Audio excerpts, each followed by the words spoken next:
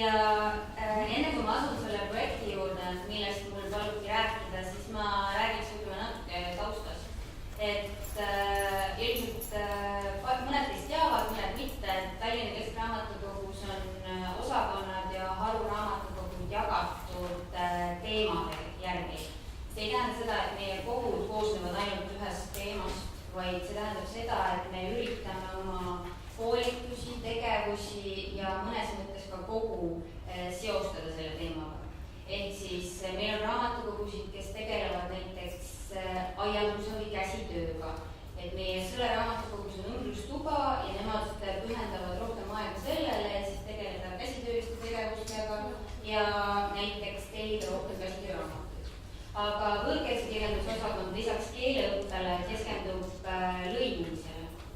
Ehk siis tegeleme sellega, et lõimida nii kohalikke Eesti, Vene, Ukraina kogukondi, kui siis ka seda, et tuua lähemale meie lugejale seda, millised on meist erinevad inimesed teistes riikides. Ja kuna ma ise olen töötanud küll raamatukogu hoidjana, aga ülikoolis ma olen õppinud sotsioloogiat ja antropoloogiat, mis tegelevad siis inimese mõistmisega, inimese paremini mõistmisega, olgu see siis keegi võõras, keegi teine või siis olgu see keegi meie enda kõrval. Et antropoloogia ei tähenda tingimata seda, et me sõidame kuskile Amazonase džunglisse ja vaatame, kuidas seal elab mingisugune Yanomami kogukond näiteks. Et see võib tähendada ka seda, et me üritame paremini mõista inimest, kes töötab igapäevaselt meie kõrval. Ja eriti praegu, kui me vaatame seda, mis toimub Euroopas, mis toimub Eestis, mida me kuuleme tänaval, mida me loeme ajaleheveergudelt, kuidas on tõusnud sallimatus, kuidas on tõusnud hirm selle vastu, mis toimub seoses Euroopa pagulaskriisiga, siis meie kõike seda silmas pidades otsustasimegi võtta aluseks selle, mis on raamatukogudes olemas, tekst, ja tuua läbi selle kokku noored, kes on Eestis ja noored, kes on välismaal ja panna neid omavahel dialoogi, panna neid omavahel paremini aru saama, mis muudab neid erinevaks sarnaseks ja võib-olla siis panna neid paremini mõistma seda, et vahel ei ole tõesti midagi karta. Aga asume selle asja juurde, sest et aega on siis nagu näha väga vähe. Nagu ma ütlesin, siis meie oleme keskendunud noortele ja leidsime siis sellise viisi noori raamatukokku tuua, mis võib-olla on natuke erilisem. Et juba see, et nad saavad kohtuda välismaa noortega, see on midagi sellist, mis paneb noori võib-olla rohkem huvituma asjast. Et see ei ole lihtsalt raamatukokku tulek ja loengu kuulamine, vaid see on midagi ekstrat on selle juures.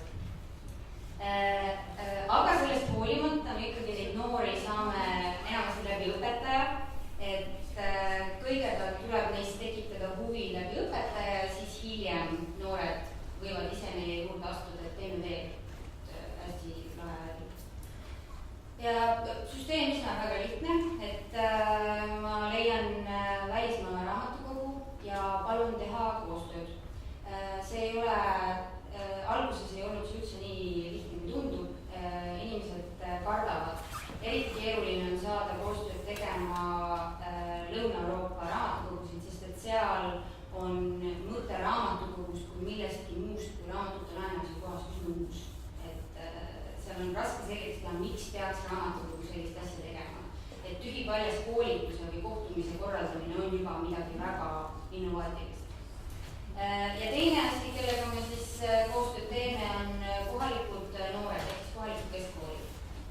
Ja me siis lepime mõlemaga kokku kindla aja, millal kohtumine toimub.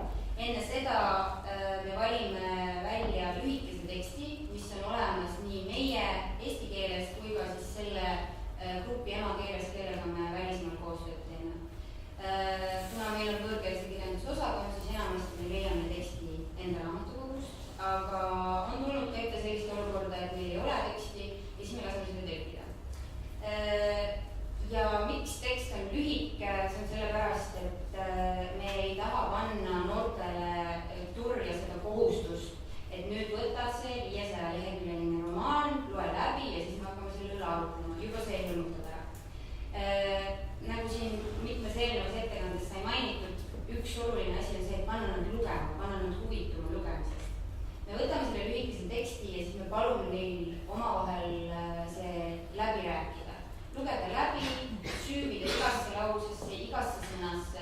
ja mitte lihtsalt võtta seda kui ilukirjanduslikku teksti, vaid me anname neile väga konkreetsed küsimused, mida silmas pidada, kui seda teksti lugeda, kui seda grupis analüüsida.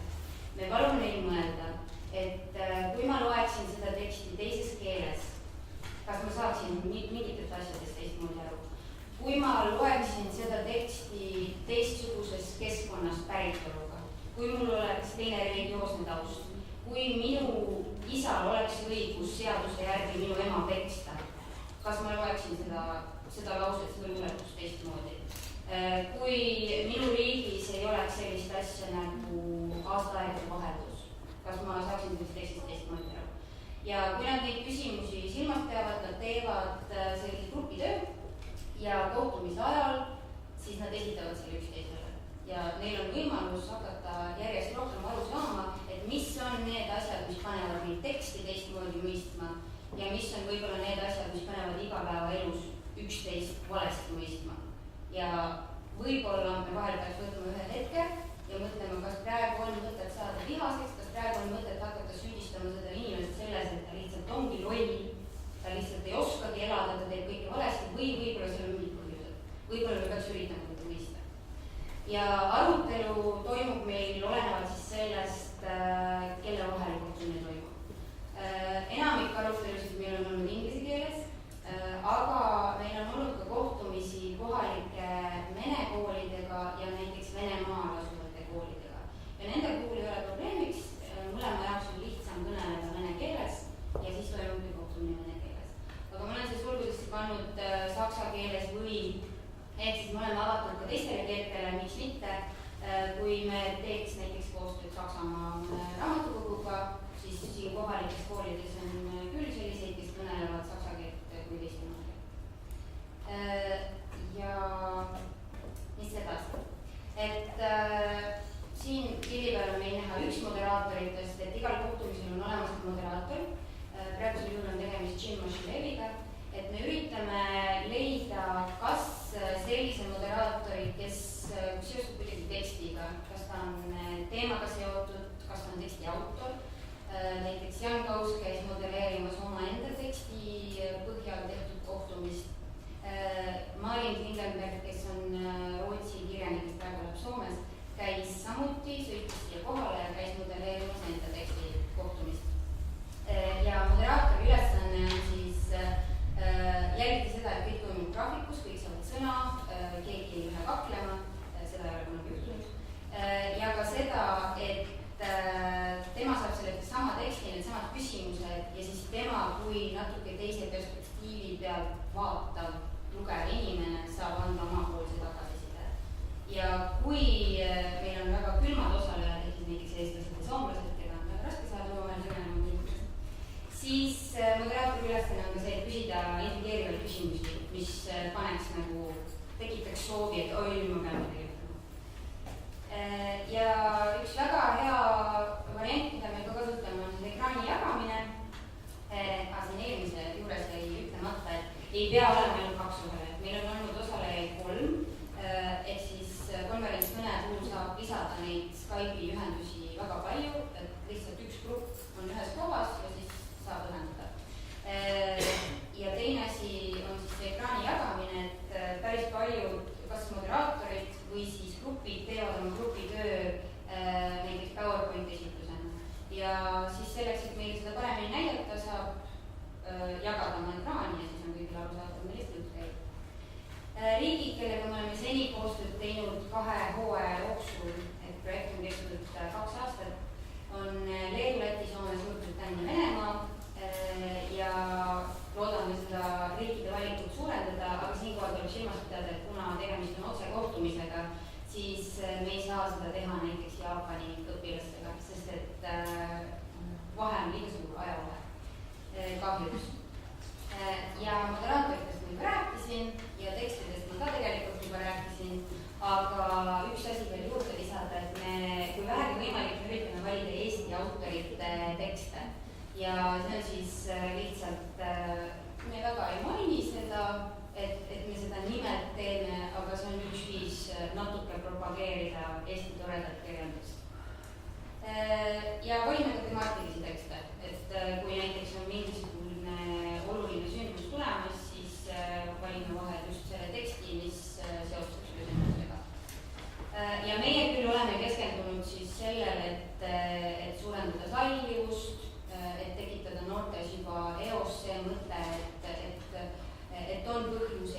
siinkohal on erinevad ja on põhjuseid, miks me peaks üritama seda mõista.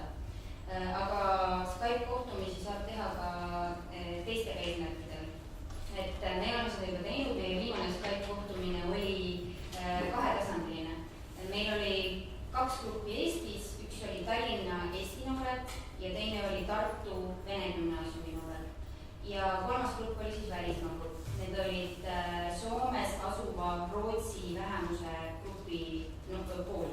Ehk siis meil oli siin mitu tasandit, meil olid vähemused mõlemas riigis ja pluss meil oli siis rahvusvaheline tasand. Ehk siis nii võõra mõistmine kui ka enda kõrval elava vähemusgrupi mõistmine. Ja lisaks sellele, et me siis täidame oma eesmärki, aitab selline formaat ka tekitada võib-olla lihtsamalt natuke koostööd kohalike raamatukogude vahel, Eesti raamatukogud, miks mitte teha ühiskoolitusi või siis välismaa raamatukogude vahel. Ja need ei pea olema raamatukogud, need võivad olla kasutused. Ja samamoodi, et Skype'i abil teha kohtumisi ekspertide, kirjanikega, keda lihtsalt ei ole võimalik siia tuua. Rahalised võimalused meil kõigil on väiksed ja vahel ehk on keegi nõus sellega, et istume oma kodus tugitoolis ja kohtub lugejatega, miks mitte. Et Maaliniga meil oligi korraks selline jutt, et me ei olnud kindlad, kas Põhjamaade ministrite nõukogu on nõus tema reisi eest maksma ja siis korraks rääkisime sellest, et tema siis on 4. Skype'i osaleja, et modelleerib kohtumist niimoodi. Siis siin on mõned auhinnad, mis meie projekt on saanud, peab uhkustama ka.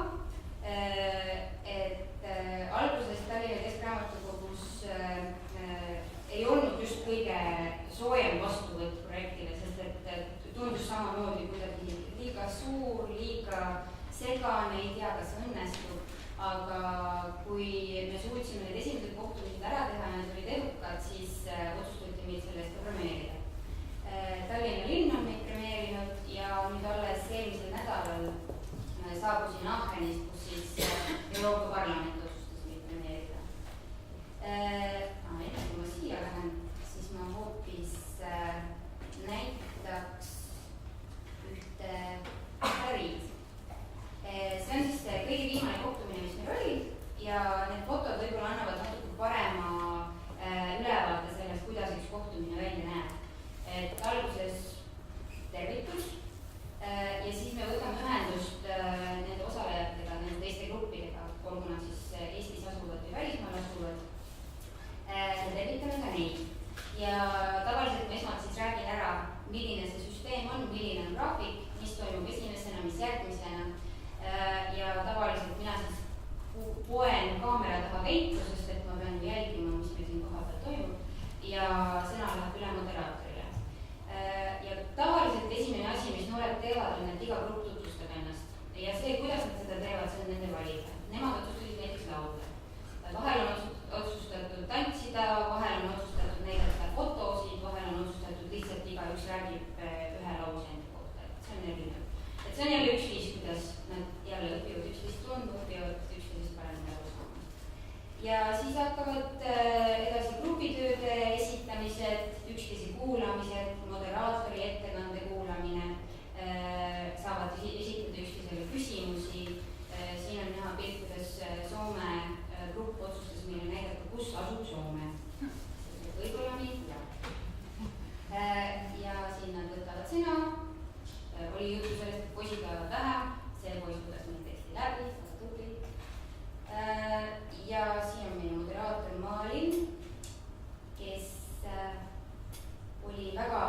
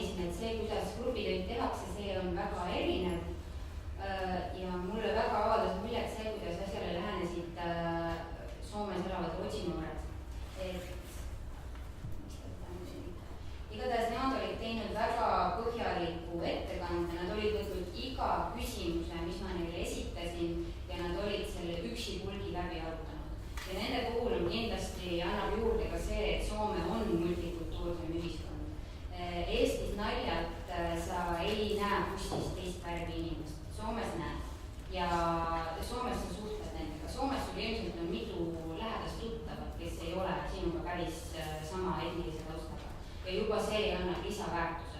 Sa oskad paremini analüüsida, sa oskad paremini integrada. Ja lõpetuseks, nüüd oleks täitsa algusesse, lõpetuseks siis mainin veel ära, et meil viimane selle hooaja Skype raamatukogu kohtumine on nüüd erandkorras täiskasvanutele, mitte noortele. Ja me oleme otsustanud selle teha suunitlusega peamiselt raamatukogu hoidjatele ja kultuuritöötajatele, kes võib-olla edaspidi sooviksid sellist formaati kasutada. Mitte tingimata noorte kohtumiste tegemiseks, vaid lihtsalt, et teeme kõik etapid läbi, proovime läbi, mis tunne on olla noor sellisel kohtumisel või osaleja sellisel kohtumisel ja saab küsida kõiki tehnilisi küsimusi, absoluutselt kõike, sest et 2 aastat seda projekti teinuna ma olen kõik probleemid läbi elanud. Et pisiasjad, mille peale ei tulegi, võib kõik täiesti segi rääkida. Ja see toimub siis meil võõrkeelse kirjandusosakonnas aadressil Liivale 40 ja osalemine tasuta. Palun ainult ette registreerida, sest et kuna kohtumine on tekstipõhine, siis mul peab olema teie e-posti aadress, kuhu tekst saata. Muidu te tulete sinna ja ei tea midagi. Ja kohtumine algab küll kell 1, aga tund aega varem me saame kõigi osalejatega kokku ja paneme kokku oma grupitöö. Ehk siis teeme seda, mida noored tavaliselt teevad koolitunnis õpetajad. Ja meiega kohtuvad Meiega liituvad Eesti Põhjamaade ministrite nõukogu esindajad Eestis ja Leedus siis kohtuvad meiega Šiauliai ja Kaunase maakondade raamatukogud ja pluss siis sealne Nordeni esindus. Ja enne kui ma ütlen aitäh, siis mul on siia lõppu ka üks video näidata. Et väljas sirab küll päike ja on kevad ammu käes, aga siin ma näitaksin videot nüüd enne eelmise aasta jõule toimunud kohtumisest, kus kohtusid Eesti noored ja Vene noored. Ja lõpetuseks otsustasid nad hakata üksteisele jõululaule laulma. Mõned laulud olid üksteise jaoks täiesti mõistetamatud, sest et need lihtsalt ei ole kummaski riigis tuntud, need on väga kohaliku maiguga. Aga üks hetk valiti selline laul, mis on ilmselt kõigile tuttu. Ma loodan, et see on õige. Ei, see on Kuusaus. See, ehk siis rahvusvaheline muutunud jõululugu. Kõik teadsid seda. Ja vahepeal näete siin mööda kõikamas Aimar Nentseli pead, kes oli just tookord meie moderaator. Väga usinult teeb siin.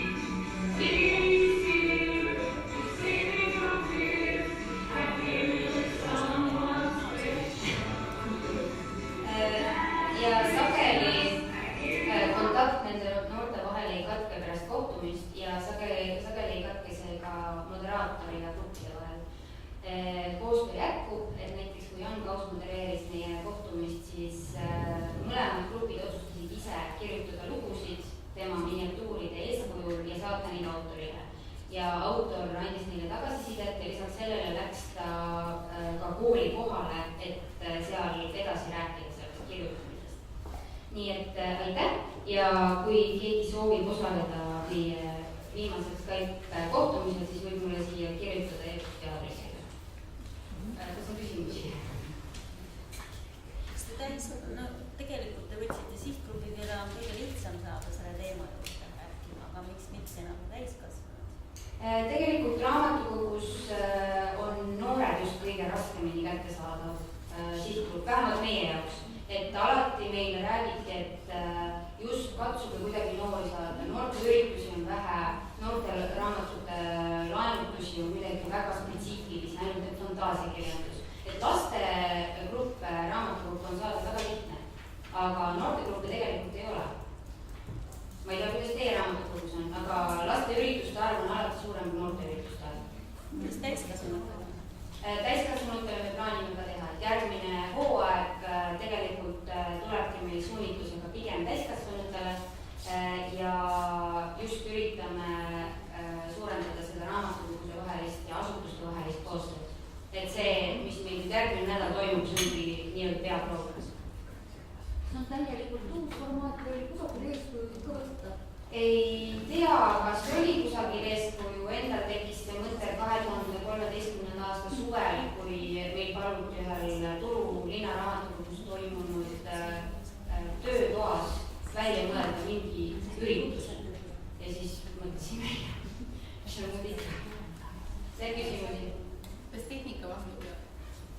tehnika peab vastu, aga alati tuleb teisele poolele rõhutada, palun uusim Skype'i versioon, see on tasuta, palun mõelge oma Skype'i versioon ära, sest et ja väga mitu korda tuleb rõhutada, sest et nad lihtsalt ei saa aru, kui oluline see on. Kui näiteks teha kohtumine 3 osaleja vahel, siis koheselt üks osaleja langeb ära, sest et vana Skype'i versioon ei suuda enam toetada seda nii pikaajalist kohtumist.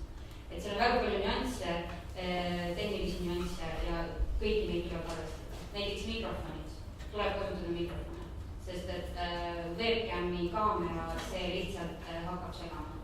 Sa ei kuule enam, mis toimub. Kaua kohtumine kestab tavaliselt? 1,5 tundi.